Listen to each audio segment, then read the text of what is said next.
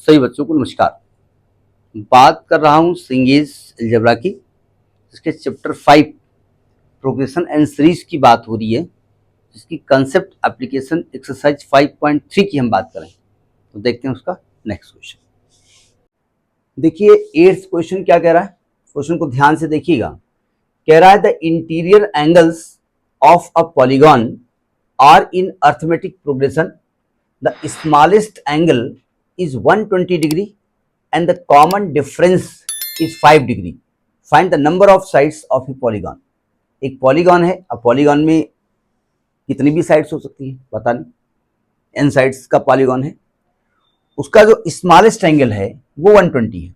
अच्छा, चूंकि उसके एंगल्स अर्थमेटिक प्रोग्रेशन में है तो स्मॉलेस्ट एंगल को मैंने a मान लिया, 120 है, ठीक है।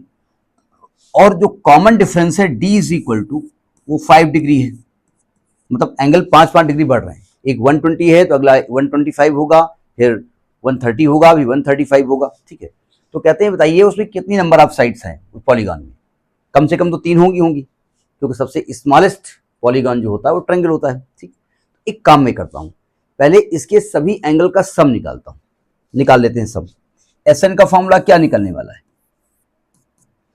n/2 2a plus n-1 into d is equal to n/2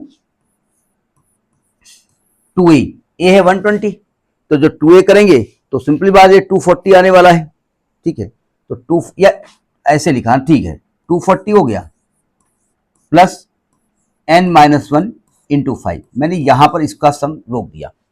ये हमने अर्थमेटिक प्रोग्रेशन के सम के फार्मूले से इसको लगाया है, राइटिंग गंदी है इसलिए उसको थोड़ा मैनेज करिएगा, ठीक है। अब कहां से सही करें। अब देखिए हम ये भी जानते हैं कि किसी पॉलीगॉन में अगर n साइड्स होती हैं तो उनके सभी एंगल का सम n-2 इंटू 180 होता है। नहीं याद है आपको? है, चलो मत याद रखो, मैं समझाता हूं। देखो ध्यान से, हम जानते हैं एक ट्रायंगल होता है, जरा समझने की कोशिश करिए। ये ट्रायंगल होता है, ट्रायंगल के तीनों एंगल का सम कितना होता है, 180 होता है, ठीक। ये क्वाड्रिलेटरल होता है, क्वाड्रिलेटरल में 4 एंगल होते हैं, सबका सम क्या होता है, 360 होता है।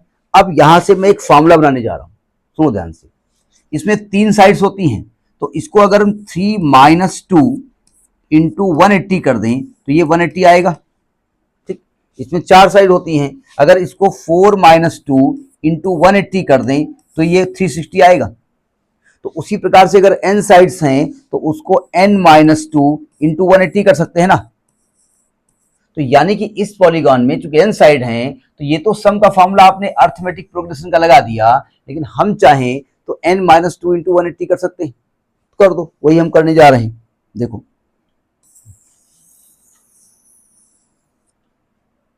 देखिए, हमने कहा देखो भैया ऐसा है कि जो सम का फॉर्मूला होता है ना, मेरे अकॉर्डिंग जो फॉर्मूला ये बनने वाला है, ये बनने वाला है n-2 इंटू 180। और आप कहेंगे मेरे हिसाब से जो बन रहा है वो बन रहा है n/2 240 प्लस 5n-5, ये बन रहा है, ठीक। बस क्वेश्चन खत्म हो गया, आंसर आ गया। ये एक इक्वेशन बना है, उस इक्वेशन को सॉल्व करना है, n की वैल्यू निकालनी है। अगर निकल आए तो देखो ध्यान से, इस 2 को इधर ले आओ, 2 को इधर लाओगे तो ये आ जाएगा 2n, पहले इसको ब्रैकेट खोल दो, 180n माइनस 360, और इस 2 को हम इधर ले आ रहे हैं, ठीक, क्योंकि उधर 2 कैंसिल होने वाला है नहीं, और ये 235 हो जाएगा, तो आएगा 235n प्लस 5n², ठीक। बड़ी बड़ी संख्याएं हैं तो आप भी बड़े बड़े हो, इसलिए संख्याओं पे ना जाइएगा, ब्रैकेट खोल दीजिएगा।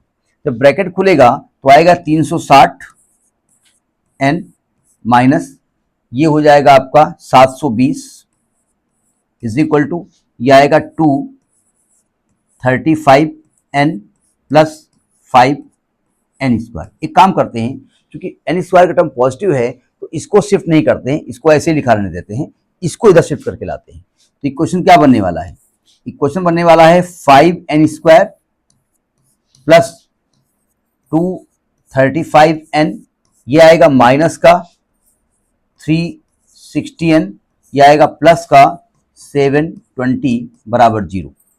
ठीक है, अब इसको फैक्टराइज करिएगा, अगर कहीं कुछ कट पिट जाए तो ठीक है, पहले देख लो। 5n स्क्वायर प्लस 235 और 360 में, अब ये नहीं कहना डायरेक्ट नहीं माइनस कर पा रहा है, हाँ नहीं कर पा रहा है। 10 में 5 किया 5, यहाँ बचेगा 5, 5 में 3 गया 2, यहाँ बचेगा 125, यानी इसको लिख सकते हैं 125n, यही आएगा ना। 5 5 10, 3 5 6, 2 1 3, हाँ ठीक है, यही आएगा। और ये कितना आएगा, प्लस का 720 बराबर 0। ठीक, 5 से डिवाइड कर दो, फैक्टराइज करने पहले ज़्यादा आसान हो जाएगा। तो 5 से डिवाइड जब करोगे इसको तो क्या हो जाएगा, ये n स्क्वायर आ जाएगा, ये 5 दूनी 10, 5 25, 25n आएगा। और ये आएगा प्लस का 5 एकम 5, 2 7 22, 5 चौको 20, 5 चौको 20, 144 बराबर 0। अब 144 के ऐसे टुकड़े करिए जिनका सम 25 हो। हम जानते हैं 16 नियम 144 होता है, और 16 प्लस 9 करेंगे तो ये सम जो होगा ना, ये 25 आएगा। Factorisation, splitting the middle term का कंसेप्ट आपको पढ़ाया गया है ना। तो इसको फैक्टराइज करेंगे तो क्या आएगा, अच्छा ये सब पॉजिटिव आ रहे हैं, नहीं भाई ये माइनस का आएगा, ये माइनस का आएगा टर्म। भाई मैं देख रहा सब पॉजिटिव आ रहे हैं, क्योंकि 360 बड़ी संख्या है ना। तो ये आ जाएगा n square minus 16n minus 9n plus 144 is equal to 0। तो n की वैल्यू डायरेक्ट करेंगे आप, 9 आएगी और 16 आएगी। अब ये कैसे हो सकता है कि भैया 16 भी आ जाए और 9 भी आ जाए? उस पॉलिनोमियल में 9 एंगल है या 16 एंगल है, कैसे मालूम करें? जरा सुनो ध्यान से। आपके पॉलिनोमियल का जो सबसे छोटा एंगल है, वो 120 डिग्री है, और फिर 5-5 डिग्री तक बढ़ता रहता है। लेकिन पॉलिनोमियल जब तक कॉन्वेक्स पॉलिनोमियल ना कहा जाए तब तक उसका एंगल 180 से बड़ा नहीं हो सकता। मतलब पॉलिनोमियल जैसे कॉन्वेक्स कहा जाएगा तो ऐसा हो सकता है कि इसका एंगल 180 से बड़ा हो, लेकिन एक कॉन्वेक्स पॉलिनोमियल है। तो हम एक काम करते हैं, जो इसका 16वां एंगल है ना भाई, पहला एंगल कितना है 120 डिग्री का, बढ़ते बढ़ते बढ़ते बढ़ते 5 डिग्री बढ़ा, फिर दूसरा एंगल मिला 125 हो गया, फिर 130 हो गया, फिर 135 हो गया। देखते हैं 16th एंगल क्या होगा। अगर यहां पर 16th एंगल हम निकालते हैं T16, तो आएगा a प्लस 15d। तो a है 120 प्लस 15 और d की वैल्यू है 5 डिग्री, तो 120, 15 25 75। ठीक, तो 5 7 2 9, ये एंगल 180 से बड़ा हो गया। ये तो नॉट पॉसिबल हो गया, ये नॉट पॉसिबल हो गया, ये पॉसिबल नहीं है। ठीक, तो इसका मतलब n की वैल्यू 9 आएगी। ठीक है, यानी जिस पॉलिनोमियल की कंडीशन दी हुई है उसमें 9 साइड्स होंगी, 9 साइड्स होंगी तो 9 एंगल होंगे। सिंपल सी बात, जितने साइड्स उतने एंगल। तो ये आपका क्वेश्चन कौन सा हो गया, ये आपका 7th क्वेश्चन हो गया। क्वेश्चन को ध्यान से आपने पढ़ लिया होगा। ठीक है, ये बात अगले क्वेश्चन की हम बात करेंगे next in the next video. तब तक नमस्कार।